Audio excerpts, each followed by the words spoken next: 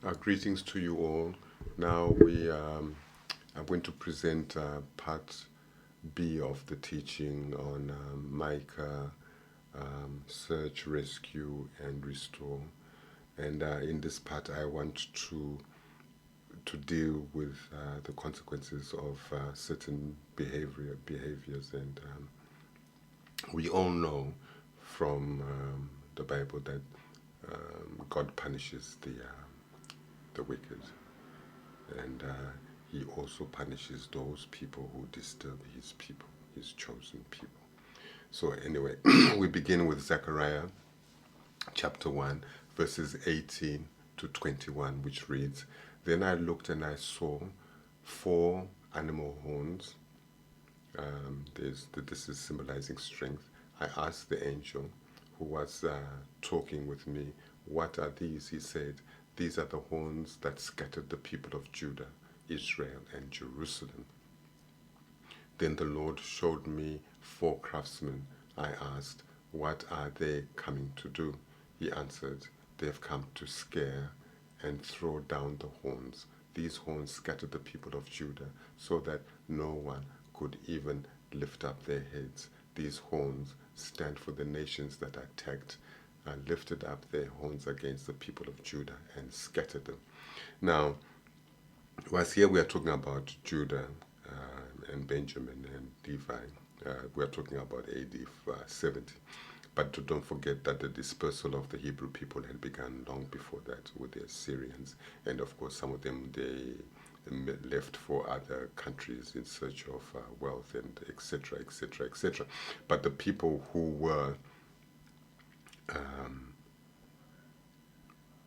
exiled from Jerusalem and Judea in 70 AD were mainly the house of Judah, the Benjamites and the Levites, who most of them, I think, assembled, went down south. They went into Africa, deep into Africa, and then they were later taken from there again into slavery, the second Egypt, and dispersed to the other parts of, to many parts of the world. In Deuteronomy 26, 5 and 7, it reads, Then they shall announce before the Lord your God, my father was a wandering Aramean, reference to Jacob, reference to Jacob stayed Padam Aram. He went down to Egypt and lived as a foreigner with only a few people, but they became a great, powerful, and large nation there. But the Egyptians were cruel, they were mean to them, making us suffer, afflicting, humiliating us, and work very hard, giving us onerous work and making them work very hard. So we cried out to the Lord, the God of our ancestors and fathers, and he heard us. When he saw our trouble, affliction, humiliation, hard work, and suffering, oppression, what did he do? So now we know about the Exodus out of Egypt. And we know that he led them through, used Moses, and he parted the Red Sea. They walked through it, and then when the Egyptians gave chase because they would not want to let them go, which is what we saw earlier in part A, that Satan, the dragon, is not going to want people to leave God's people, and is going to try and stop them. That's exactly what happened in Exodus. They tried to stop them, but he did not succeed because the waters came together and they killed all the Egyptians. And then what did God do? So he says in Exodus 12:12, it reads, For I will pass through the land of Egypt on that night and strike all the firstborn in the land of Egypt, both man and beast, and against all the gods of Egypt I will execute judgment. I am the Lord. That night I will pass through the land of Egypt and kill all the firstborn animals and people in the land of Egypt. I will punish all the gods of Egypt, the spiritual forces, demons who spiritually empower Egypt. So this is the expanded translation, so which is basically giving it a spiritual. Focusing on the spiritual side, that is also going to punish the forces that empowered the humans on earth at that time. So he's going to execute. He killed the Egyptian people and his army, and then he went back and he punished. He went and he punished the spiritual leaders, the spiritual forces, the empowering the Egyptian people at the time. So basically, what we saw on earth is what happened in the spiritual realm. Their leaders were punished. So now this is the pattern of God. When you tamper with these people, justice will be done. We go to Nahum. Now Nahum. We are now talking about Nineveh, which was the Syrian, the capital of the Syrian empire. In Nahum 1, verses 1 and 3, it talks about the Lord is jealous who punishes, avenges. He punishes, avenges, and is filled with anger, wrath. The Lord punishes those who are against him, his adversaries, and he stays angry with his enemies until he's punished them. The Lord does not become angry quickly. He is slow to anger, and is very forgiving. Remember in the story of Jonah, when they repented, the judgment was stayed, and they went on for another decades of years, and then but there came a time when punishment, they were worse than before. And his power is great, and he will not let the guilty go unpunished. And then in Nahum 1, 5-7, he's talking about basically what happens. He says the mountains shake in front of him, and the hills melt, the earth trembles, the world and all who live in it. When he comes, they will be trembling, and no one can endure his strong anger. His anger is poured out like fire.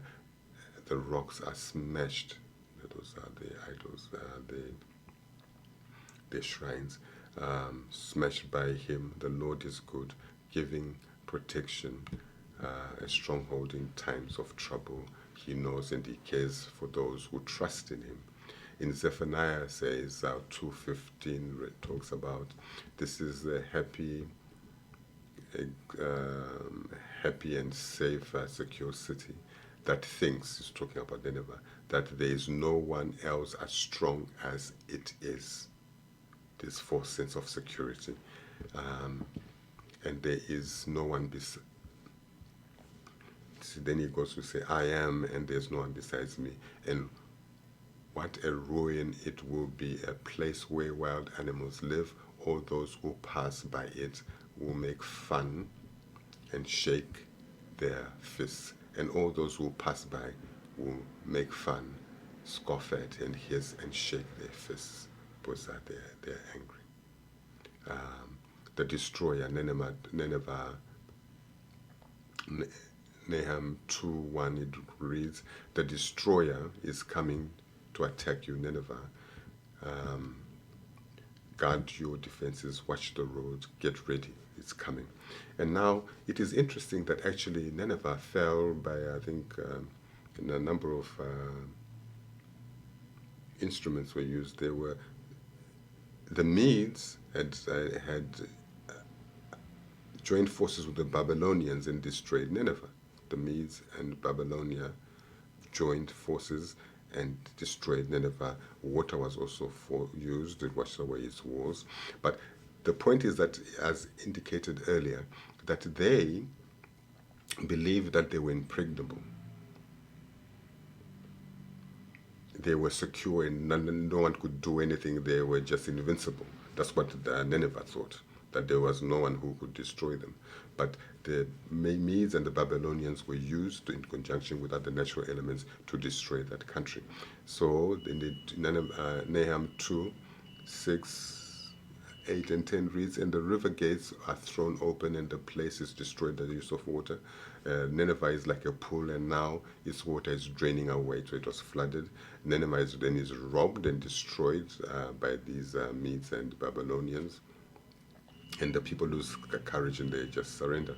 So it says, Nahum 3 goes on to say how terrible it will be for that city that has killed so many people.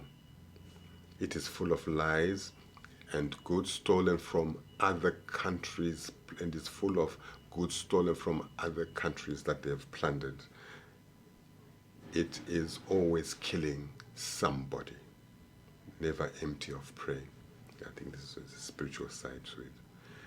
It goes on to say, I'm against you, Nineveh.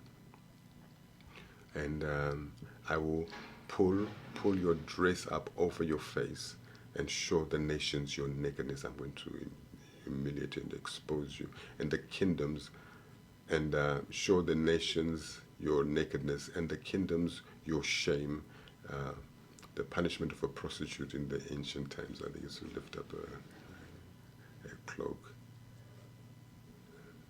pulling up a dress to shame her. I will throw filthy garbage on you. I will make a fool of you, treat you with contempt. I will make people stare at you. Everyone who sees you will run away and turn away in disgust and say, Nineveh is in ruins. Who will grieve, lament for her? Nineveh, where will I find anyone? Where will I find anyone to comfort you? Your traders, merchants are more than the stars in the sky, but like locusts, they strip the land. Nothing can heal your wound. They said, like locusts, they strip the land and then fly away. Nothing can heal your wound. Nothing can heal your wound. Your injury, your wound will not heal. It is fatal. Everyone who hears about you applauds with claps their hands over you, because everyone has felt your endless cruelty. So they've been cruel not only to the Hebrew God's children, but to all the world. But the point I wanted to underscore here is the fact that people are going to be looking on. They will look on and see what this great kingdom collapse, and no one will actually come to its aid or rescue. They will just stand by the sidelines and they look and yeah.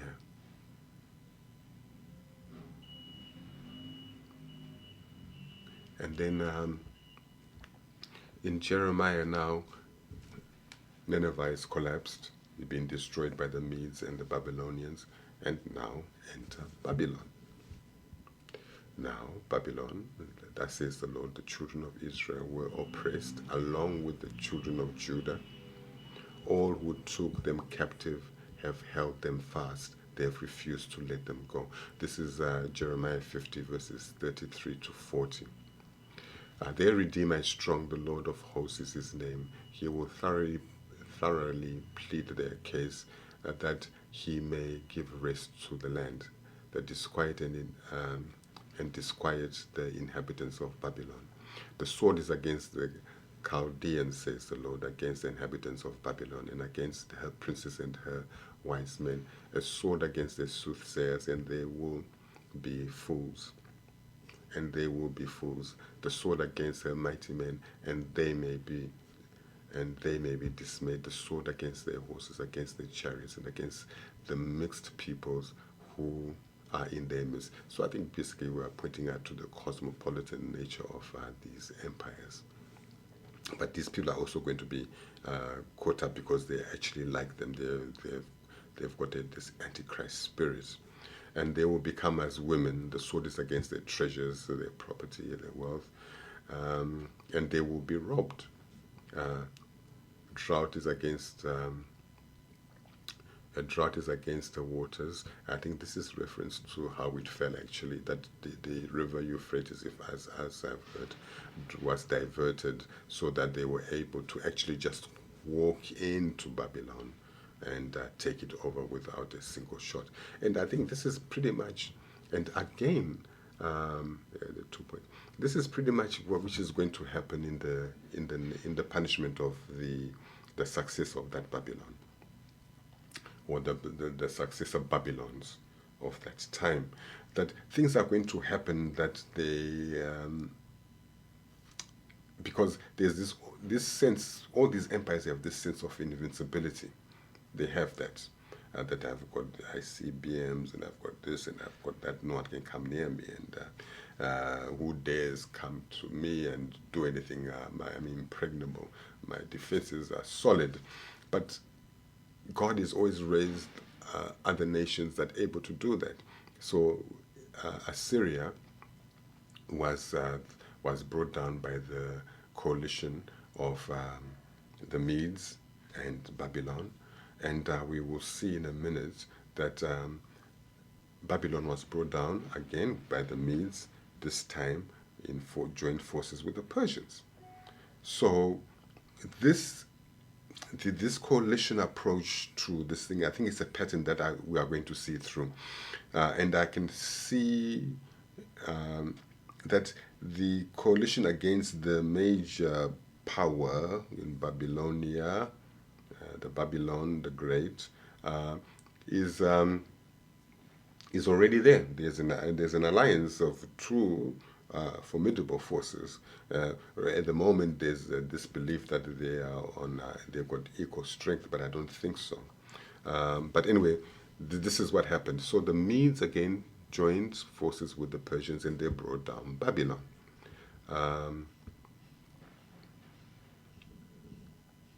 And it goes on to say, this is God talking here. It goes on to say, a drought is against her waters, and they will be dried up, for it is the land of carved images, and they are insane with their image, with their idols.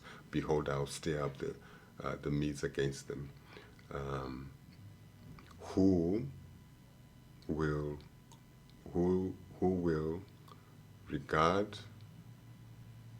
not regard silver, and as for gold, they will not delight in it. So there's something about the Medes here, and I think they are not taken in too much by all these earthly idols of wealth and so forth. They seem not to be, it doesn't motivate them much. I don't know what motivated. Maybe it's just a people. I don't know who the modern day Medes are, but they are not very materialistic, according to this. And they were involved in Babylon, in bringing down Assyria, and now they have been involved in bringing down Babylon. And he goes on to say, the Babylon, the glory of kingdoms, the beauty of the Chaldeans' pride, will be as when God overthrew Sodom and Gomorrah. So they're going to be totally destroyed. It will never be inhabited, nor will it be settled from generation to generation, nor will the Arabian pitch tents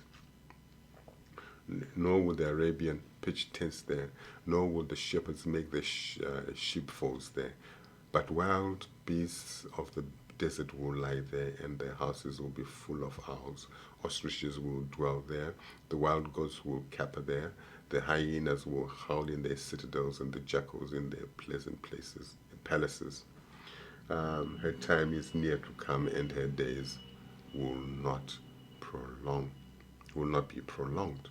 So the judgment is past, and they were seeing a very antichrist spirit here. They have no regard for God, and they have their own gods and idols, things that they value above God. Now, coming to how Babylon fell. Belshazzar was holding a banquet, and he was using God's holy cups, and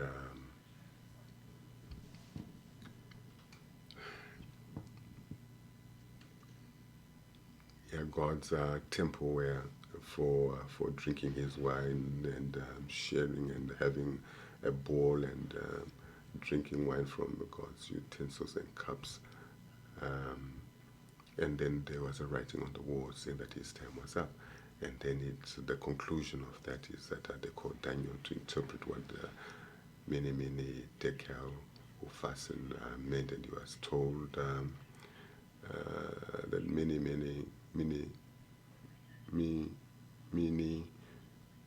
means God has numbered your kingdom and finished the tekel, that he has weighed, you've been weighed in the balance and found wanting. Perez, your kingdom is divided and given to the Medes and Persians. And that's how it fell. And it says here, that very night, the king of the Chaldeans was slain because they just walked in. They didn't have, there was no fighting. They just walked in stealthily, just under the iron gates to the river Euphrates as it passed through the Babylon. Because it dried up, they were able to walk in, and their defenses obviously didn't, because they relied on the water as part of the defensive mechanism. And Darius the Mede received the kingdom being about 62 years old. So that's how Babylon fell. Another one who treated his children cruelly. Assyria did the same thing. They were known for their cruelty, and the same thing with the Babylonians. And then in Isaiah 25, 1-3, it reads, O Lord, you are my God. I will exalt you. I will praise your name, for you have done wonderful things. Your counsels of old are faithful and truth. For you have made a city a ruin, a fortified city a ruin, a place of foreigners, a palace of foreigners to be a city no more. It will never be rebuilt. Therefore, the strong people will glorify you. The city of the terrible nations will fear you. So they literally walked into Babylon and took it over. Although it was not destroyed, but what happened here is that it was over a period of time. It became a ruin because people just left it.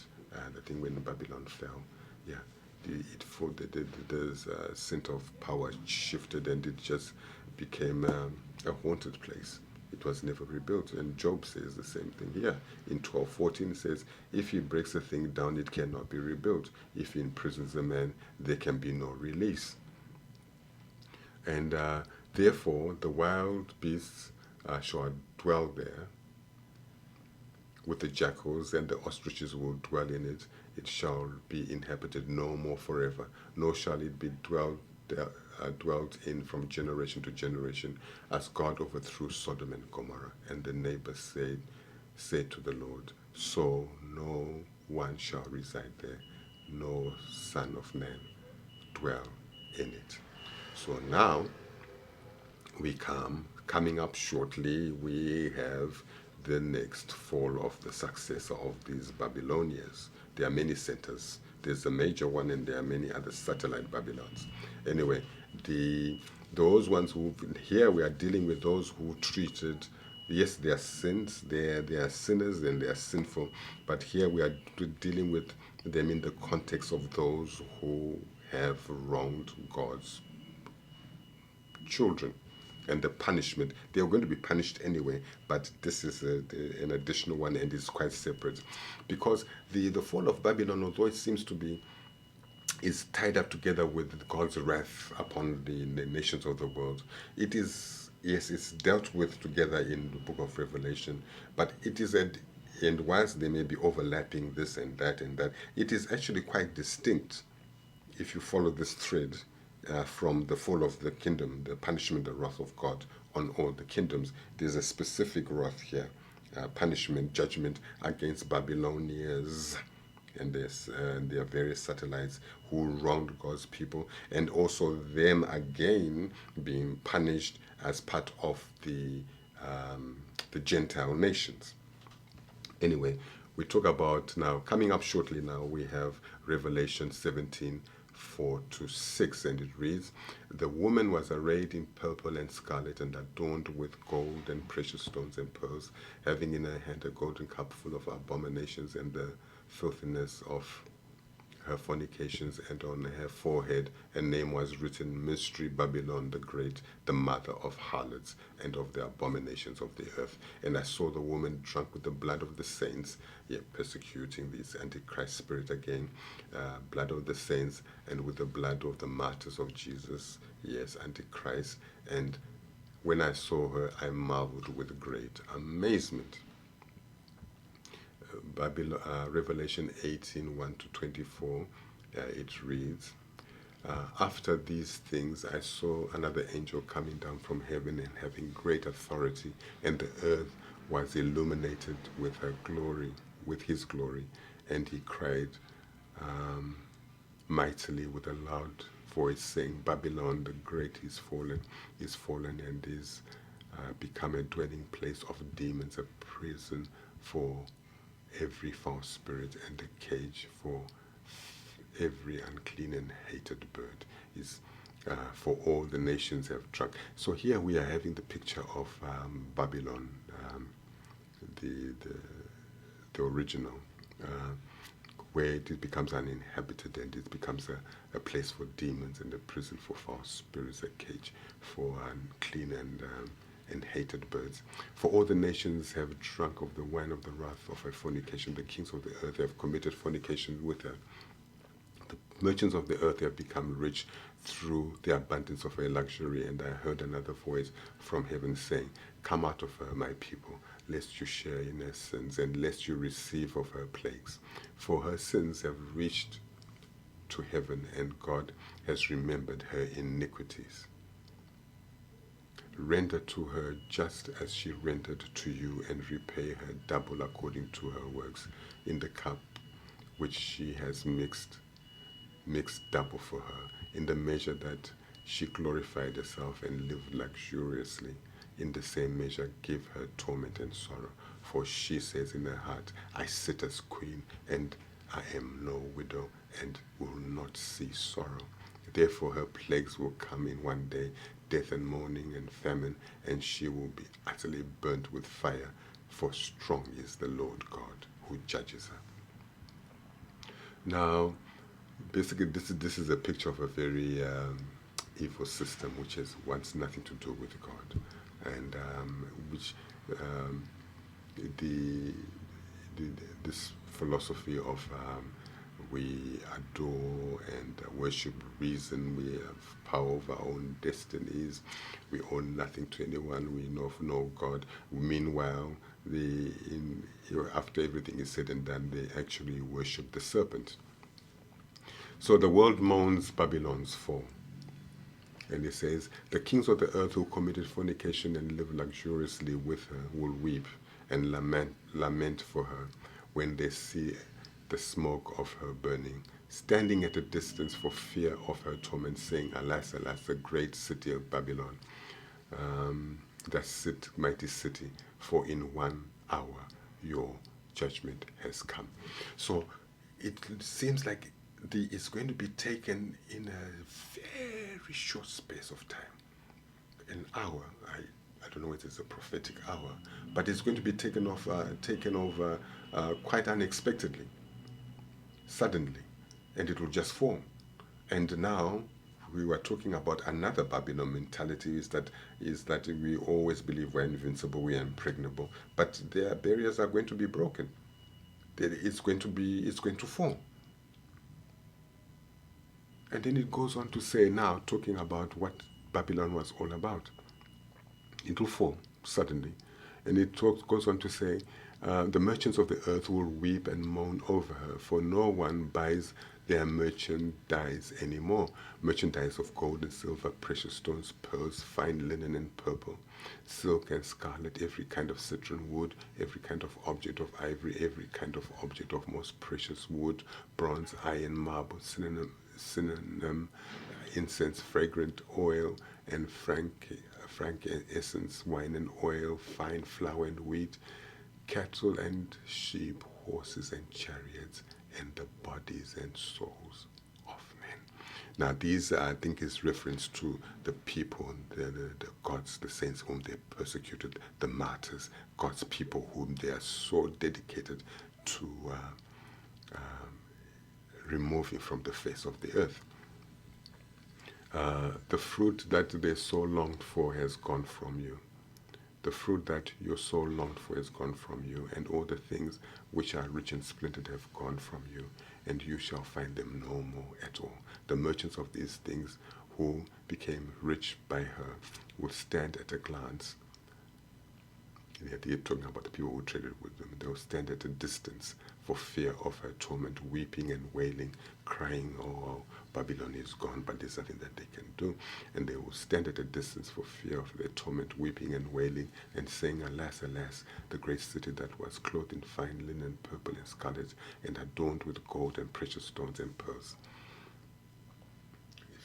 For in 1 hour such great riches came to nothing. Every shipmaster, all who travel by ship, sailors, and as many as trade on the sea, stood at a distance and cried out when they saw the smoke of her burning, saying, What is like this great city? They threw dust on their heads and cried out, weeping and wailing, and saying, Alas, alas, that great city in which all who had ships on the sea became rich by her wealth, for in 1 hour she became desolate. Rejoice over her, O heaven, and you, holy apostles and prophets, for God has avenged you on her. So we are talking of God's people who suffered at the hands of Babylon, the great, as they put it. But there's something here. It talks about sea masters, every shipmaster, all who travel by sea, and as many as are on the sea stood at a distance and cried out when they saw the smoke and her burning. So is it going to be destroyed by fire? Is it going to be a major missile attack? I don't know. But something is going to happen that people will stand afar and they will say, oh, look what's happening over there. Everybody will see it. So anyway, the finality of Babylon's fall, then the mighty angel took a stone, like a great millstone, and threw it into the sea, saying, Thus with violence the great city Babylon shall be thrown down and shall not be found anymore. The sound of harpists, musicians, flutists, trumpeters shall not be heard in you anymore. No craftsman of any craft shall be found in you anymore, and the sound of a millstone shall not be found in you anymore. The light of a lamp shall not shine in you anymore, and the voice of the bridegroom and bride shall not be heard in you anymore. For your merchants were the great men of the earth, for by your sorcery all the nations were deceived, and in her was found the blood of prophets and saints, and all who were slain on the earth. So that is it, carrying our theme of the salvation, God saving his people and rescuing his people, bringing them back and wanting to reestablish them. He's going to go back because his people are in Babylons, many of them, and he is going to pour out his wrath, and he's going to judge those people for what they did to his people, in addition to their other sins, because sin is sin. And on that note, we come to our introspection and meditation from Revelation chapter 10, verse 9, from the expanded translation, and it reads, So I went to the angel and told him to give me the small scroll, and he said to me, Take the scroll and eat it, symbolizing, internalizing the word. and it will be sour, bitter in your stomach because it is a message of judgment. But in your mouth it will be sweet as honey because it is God's word and because it brings salvation and vindication to his people. Our benediction comes out of Numbers 6, verses 22 to 27, again from the expanded translation, and it reads, "The Lord said to Moses, tell Aaron and his sons, this is how you should bless the Yasha'elites, the children of Yasha'el. Say to them, may the Lord bless you and keep you. May the Lord guard you. May the Lord show you his kindness. May the Lord make his face shine upon you and have mercy on you. May the Lord be gracious to you. May the Lord watch over you, and may he lift up his face, presence, countenance upon you and give you peace." So Aaron and his sons will bless the Yasha'elites with my name, put my name upon the children of Yasha'el and bless them. And in this way, this is the last sentence from the Common Jewish Bible. And in this way, they will put on my name on the people of Yasha'el so that I may bless them. Thank you, and may God bless you all.